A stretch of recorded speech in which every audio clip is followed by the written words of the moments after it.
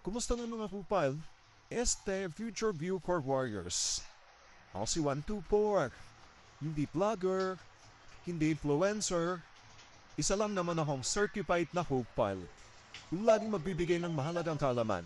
At ngayong araw, pag-usapan natin ang mga dapat mong paghandaan bago ka mag-apply sa Bureau of Corrections. Tandaan mo to ha, ready ka na ba? Kung handa ka na, if you're ready ka na, tara! Number 1, educational requirements. Next, eligibility. Number 3, physical fitness. Sunod, kailangan mo rin paghandaan yung background investigation. Siyempre, huwag mong kalilimutan maghanda sa psychological at neuropsychiatric examination.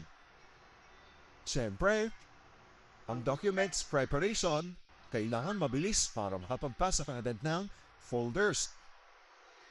Siyempre, dapat mentally prepared at prepared rin ang iyong attitude. Hindi pwede yung attitude na.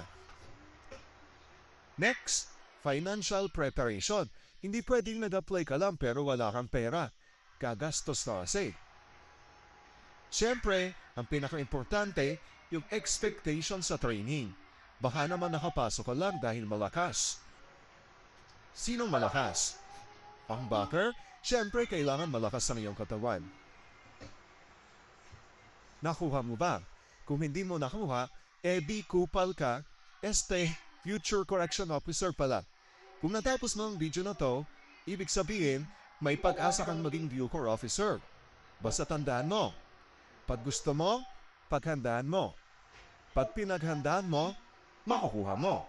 Pag hindi mo nakuha, di next recruitment ka na lang, huwag kang kupal.